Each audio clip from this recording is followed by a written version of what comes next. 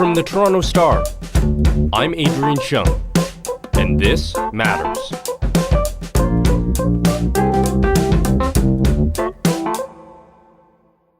If there is one moment that sums up how the City of Toronto feels about the Ontario provincial government over the past few years, it might be this. And it is time that we stop being treated, and I stop being treated as a little boy going up to Queen's Park in short pants to say, please, could you help me out with something that I thought was in the City of Toronto Act that I could do, and to be told, no, I'm terribly sorry, go away and come back some other day.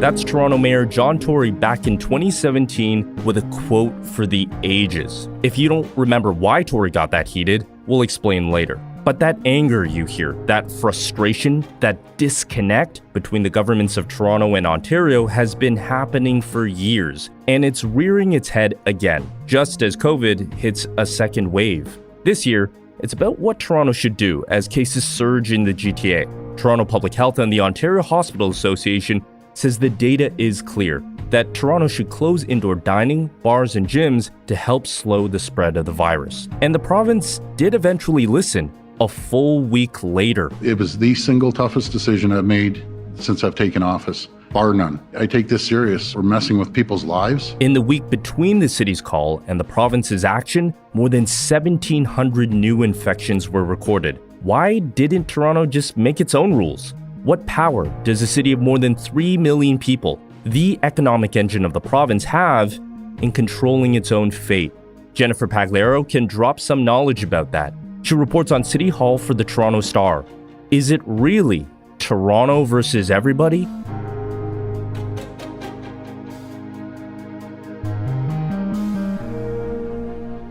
Jen, it's good to talk to you again. Yeah, it's so nice to be with you. So there have been some high-profile fights like road tolls and slashing city council, and I really can't wait to talk about them with you. And we will in a moment. But first, I wanted to start with this latest fight between the City of Toronto and the Ontario government. That is, of course, about COVID. At the center of this issue is that a full week passed before the province took the advice of Toronto's medical officer of health, Dr. Eileen de Villa, and finally rolled Toronto back to stage 2. Why did the city just go it alone? Why did they have to wait for the province's approval? Yeah, it's such a great question. And you've hit on a really important point, which is unlike some of the previous fights, there was really a time crunch here because we're in the middle of a pandemic. And we know from experts that, every day might matter in terms of new infections.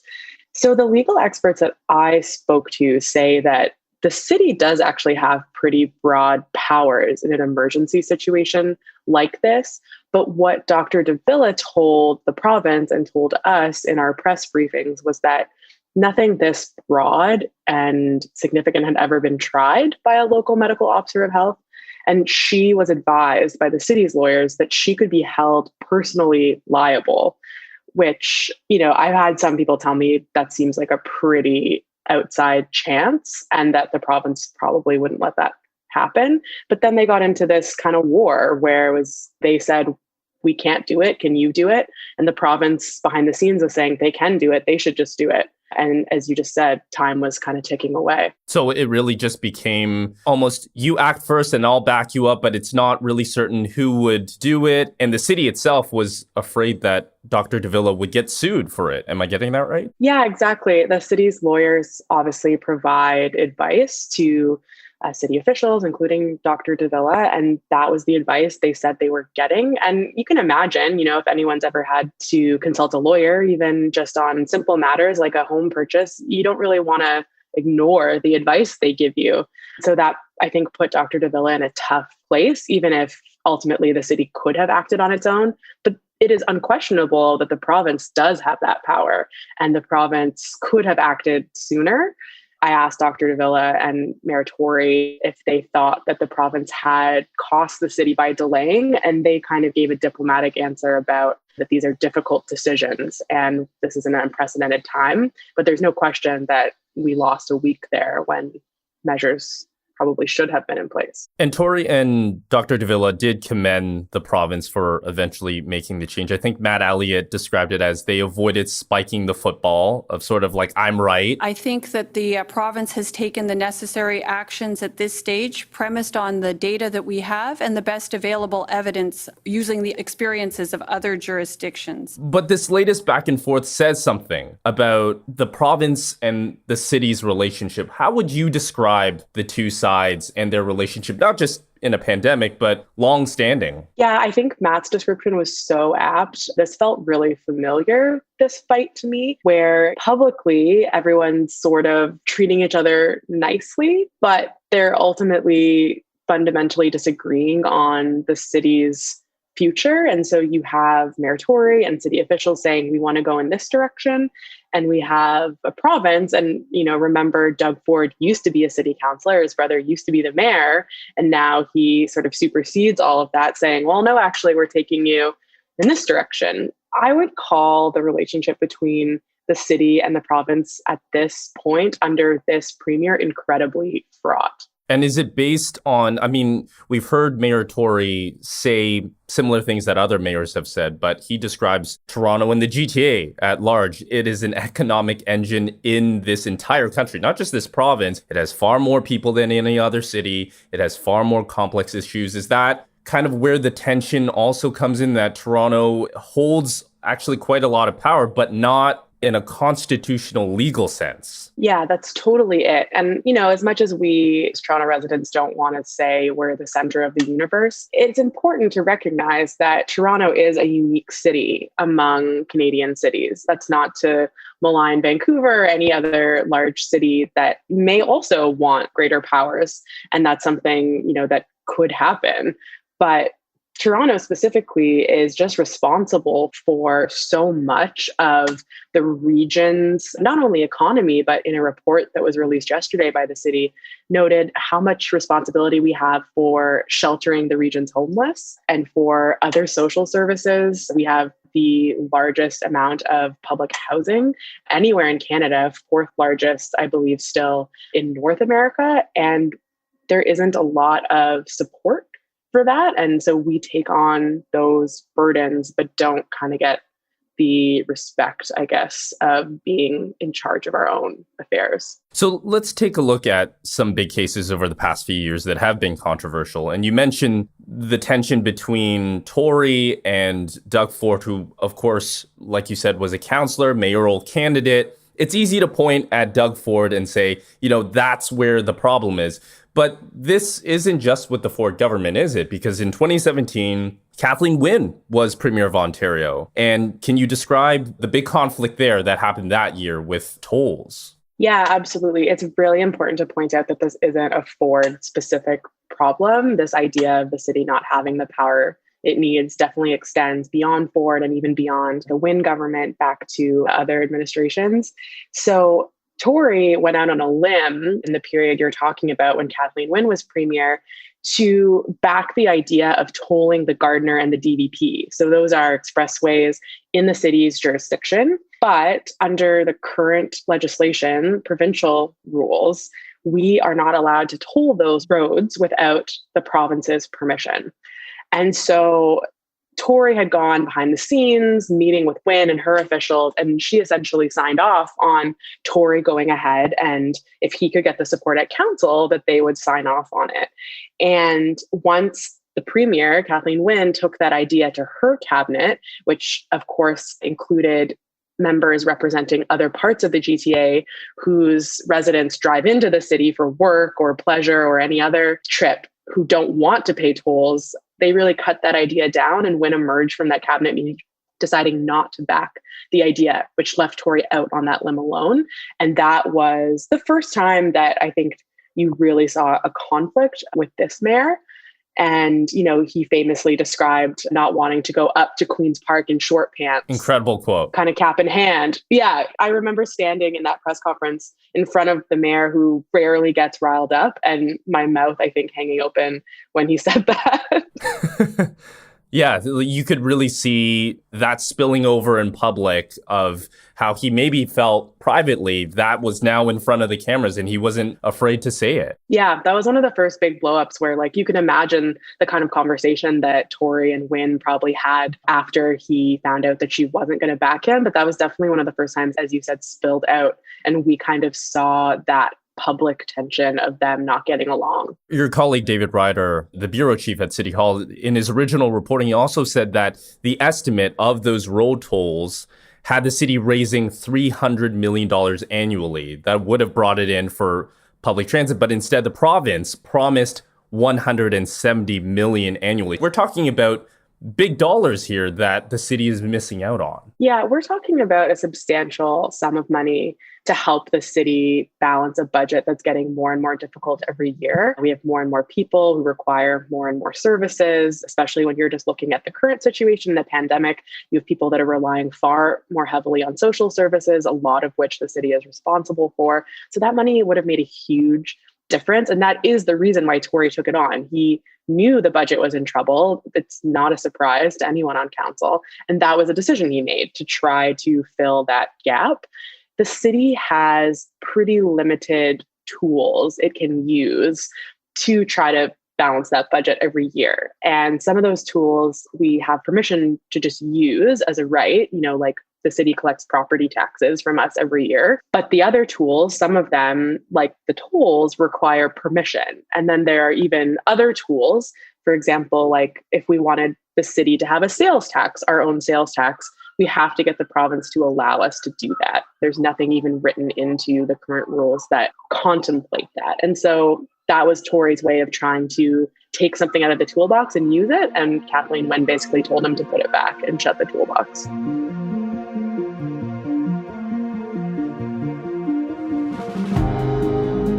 We'll be right back.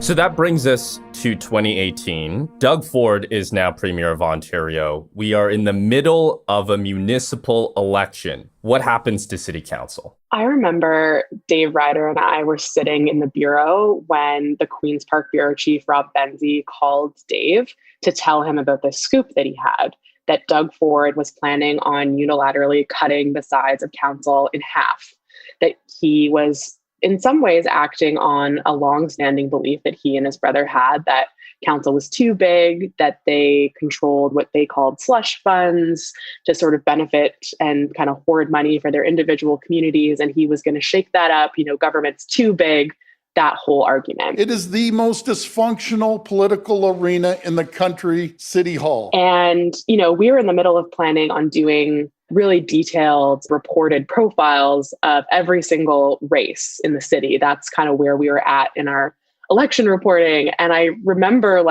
pretty much literally throwing out the stuff that I had prepared and getting out a map and trying to understand the new lines for this story we were trying to write with Rob about how this is going to impact the city. And beyond the tolls, which you can't understate the financial significance of that decision. This was probably the biggest meddling that we have seen recently from the province. And that was the decision to slash City Council in half, going from 47 councillors down to 25. And you're trying to figure out, well, how are we going to divvy up 25 different areas or wards in the city this big, right? Yeah, the boundaries were one thing because, people are used to being on one side of a line or another. But frankly, a lot of people don't really know what ward they live in.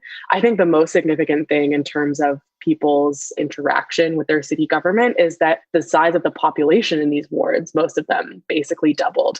And, I think local municipal government is so special because you really can call up your city councilor and maybe get them on the phone themselves, not necessarily just a staffer. If you have a problem with your garbage pickup or any other basic city function. And it really diminished the opportunity to do that and to have that direct relationship with the person you elected, or maybe you didn't vote for them, but they represent you. And that, I think, has been one of the biggest challenges that came from that decision. I remember that moment where many Torontonians heard about it, and many Torontonians and city councillors too really saw this, as you put it, meddling as undemocratic, that this was another example and a really prime example how the city could just get big-footed, that the province could come in and said, no, that's not how we're going to do things now. We're going to change things in the election. That really riled people up. Yeah, I mean, it's important to think about the fact that the city went about this particular election in a really deliberate way. What we don't need, and what I just can't support, is change being rammed down our throats without a single second of public consultation. And on top of that, done in the middle of the election period itself. They had already conducted a ward boundary review, because you can imagine the way that the city is growing, and we all see it, the number of new buildings going in and new people moving here, that the population in each ward was already kind of out of whack. And so they were looking at whether they needed to kind of rejig the wards in order to have everyone sort of evenly as possible represented by their local official. And they had gone through this whole process. They had hired a third-party consultant. It had been challenged. It had gone to a tribunal. They had settled on the number of wards and what those boundaries would be. The clerk was prepared an election based on that structure. You know, people signed themselves up, they nominated themselves, they started campaigning. And then you have another level of government come in and say, like, actually, no. And it really created a chaos during an election that, like, is probably only rivaled by what's happening in the States. I've never seen like an election completely upended like that in the middle. Yeah, absolutely. In reading about the court case that this turned into, because it was stuck in appeals courts for like a full year, and then eventually the courts ruled in favor of the province, saying that what they did was totally constitutional. And there was this term that stuck out to me, and I think to a lot of Torontonians learning about this too, which is that Toronto is, quote, a creature of the province. What does that term actually mean? Yeah, it's such a funny little phrase. I think creature kind of sets off like a weird feeling when you hear it. But what it really means is that we only exist as a city because the province gives us that permission. That is how our legislation is set up. There's a hierarchy. There's a federal government, a provincial government, and local governments, municipalities. But we only exist because of the permissions that we have from the province. And everything we have is because it has been granted to us in provincial legislation. There is nothing that we have really, I think, that we own, that we are actually fully responsible for on our own. But like I said, we have these big social responsibilities, and we have the responsibility to balance a budget. And we're talking about billions of dollars. But all of that, I think we learned through this council cut fight, can be taken away with simply the stroke of a pen. And I think that really unsettled not only council, but it certainly unsettled me. I'd never realized exactly how that legislation really dictated everything the city does and how quickly it can be taken away. Right, that Toronto has no actual jurisdictional or maybe constitutional independence, that they exist because the province allows certain rules to happen. That's what it boils down to. Yeah, we exist because they allow us to exist. If the province of Ontario decided tomorrow that the city of Toronto no longer existed, we would no longer be a city. We would just be, I guess, part of the province with no name. Some massive township, basically. Yeah, exactly. And that has led some people to, including former mayoral candidate Jennifer Keesmaat, has said Toronto should secede from the province, right? There's this idea that Toronto should exist on its own. Other councillors support Toronto becoming a charter city. What are charter cities, and what are some of the arguments that are used in favor of them? Yeah, so charter city status is this really interesting concept that's already, heavily accepted and at play in the States and in parts of Europe. A city like New York is a charter city. And what that means is they are constitutionally recognized as having their own jurisdiction.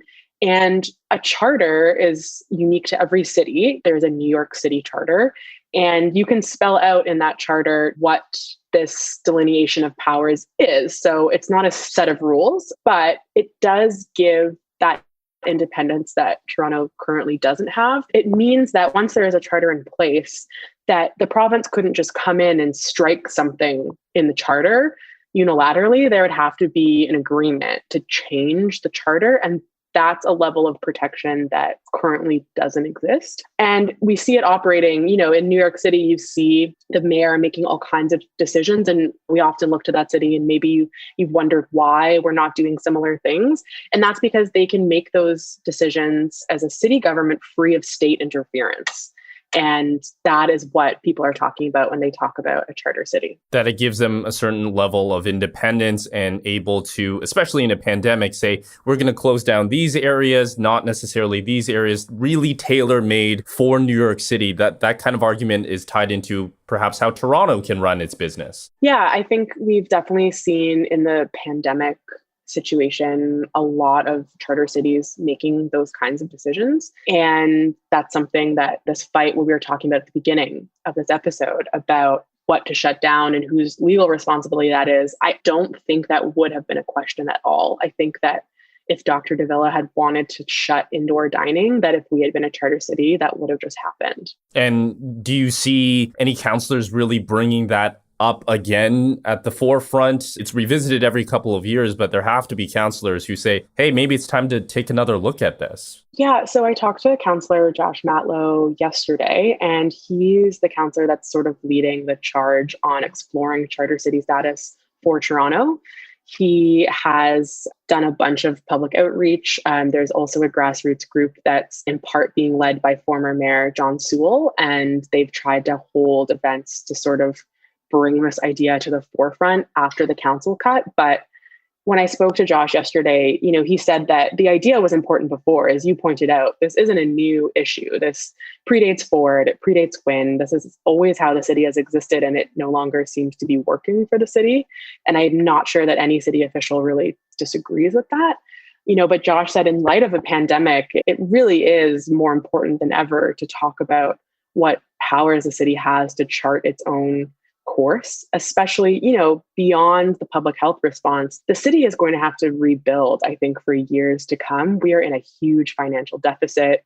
We are going to have really serious conversations about what services we provide, what services we can provide, who those services are for, who gets left out of those services, because we've seen growing inequities really, really exacerbated by this pandemic. Our colleagues have written a lot about the city's northwest corner, and we've never really done enough to support those people. But I know for sure that we don't have the financial resources to make a huge difference in light of what this pandemic has done to the city. And so, yeah, Josh is really saying we have to take this seriously and move this idea forward now. So is the argument then, if Toronto becomes a charter city or adopts some version of that, it could give it more autonomy to, let's say, raise taxes or to make decisions on what we fund and what we don't fund over the next couple of years? Is that where charter city status ties into what the future looks like in this city? Yeah, I think financially, it's definitely a huge question. But, Josh raised some other points too, like we're currently still experiencing, and have been for a long time, an opioid crisis. And there are questions of whether we can open safe injection sites or provide safe supply of drugs. And we have to go to the province and then to the federal government to get funding and to get permissions. And so there's a lot of different aspects of city living that could be impacted by a city charter, but certainly the money part, figuring out how to be financially sustainable, is going to be absolutely critical for the future. Jen, thanks for breaking this down for us. Thank you for having me. That's Jennifer Pagliaro, Toronto Star City Hall reporter, on the years-long, seemingly never-ending fight between Toronto and the province that governs it. It's a divide that, like so many things, has become even more apparent in the pandemic.